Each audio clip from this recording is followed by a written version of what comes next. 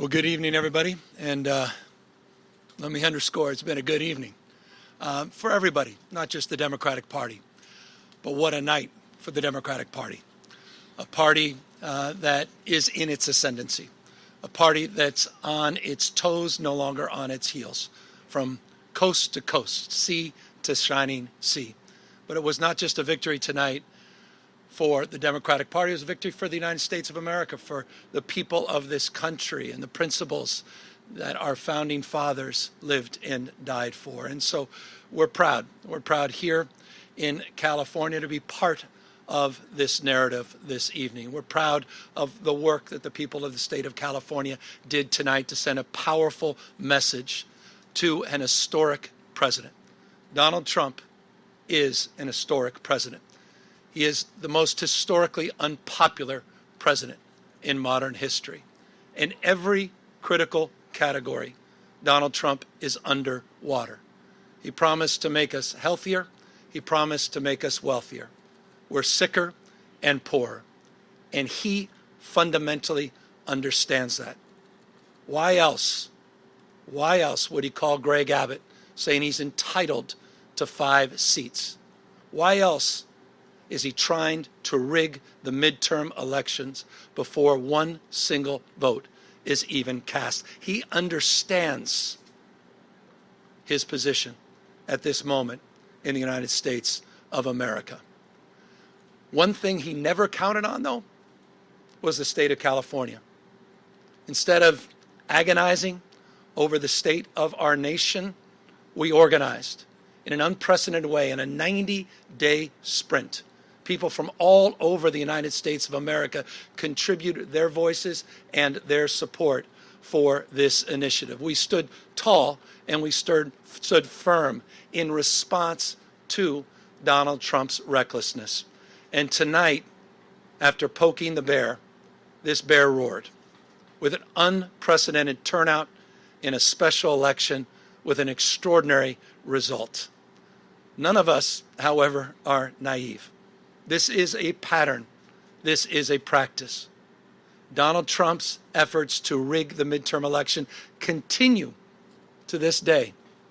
And I'll reinforce that in just a moment. You're seeing him take action all across this country, not just in Texas. You saw what they were successfully able to do in Missouri, what they did in North Carolina, what they're trying to do in Indiana, and inevitably in Florida. They are not screwing around.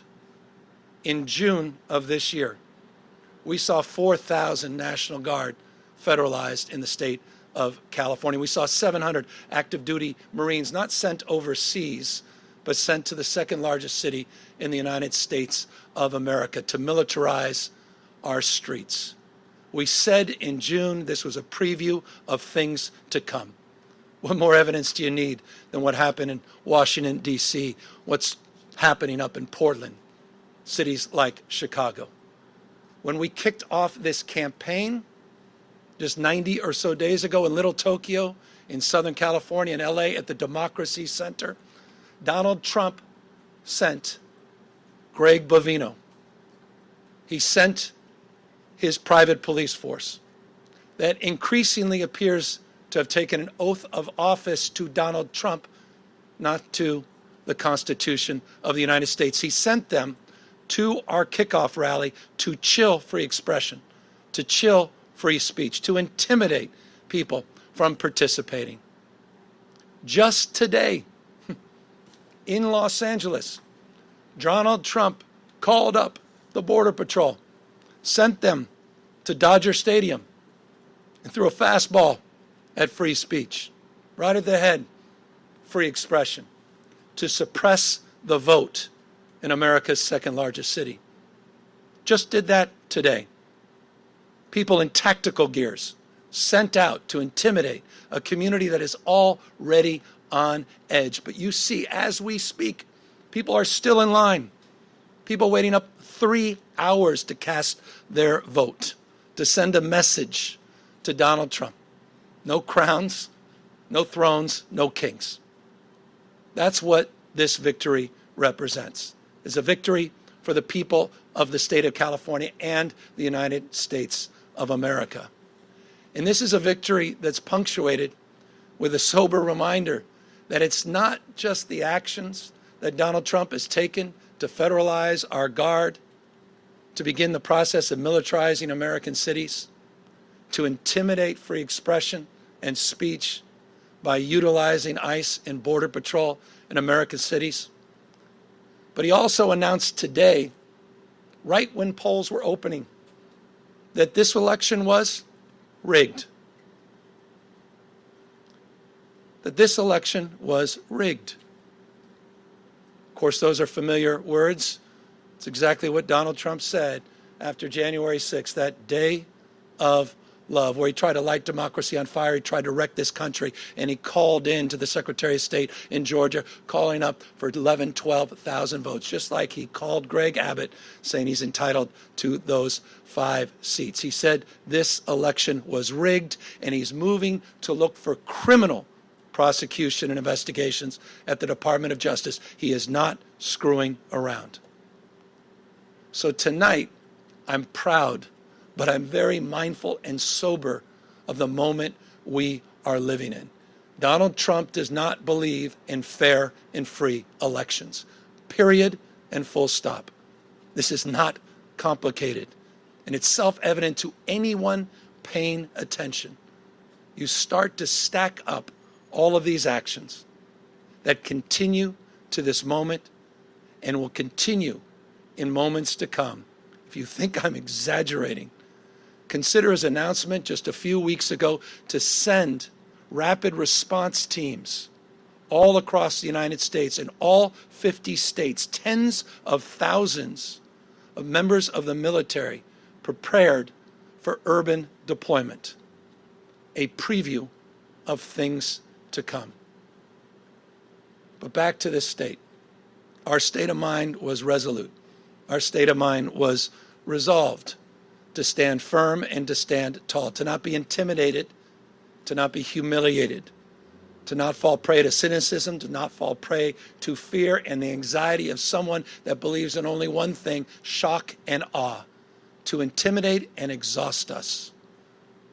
But we're seeing all across this country, 7 million people strong, standing up, not just for themselves, but for each other and for these enduring and historic principles of our founding fathers. And I'll end on that.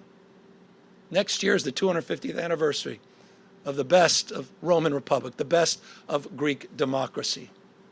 This fundamental notion of a system of checks and balances, of popular sovereignty, the rule of law. Mr. President, the rule of law, not the rule of dawn. And I hope it's dawning on people, the sobriety of this moment, what's at stake.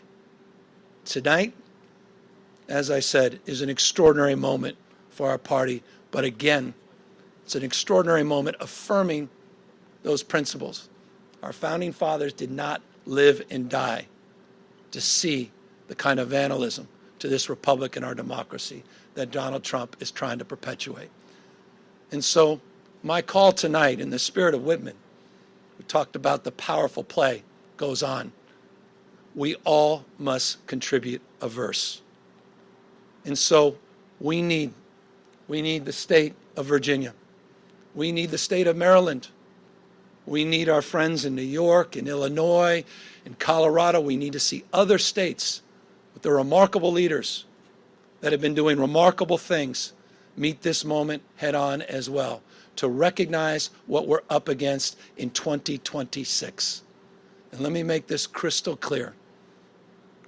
We can de facto end Donald Trump's presidency as we know it the minute Speaker Jeffries gets sworn in as Speaker of the House of Representatives. It is all on the line, a bright line in 2026.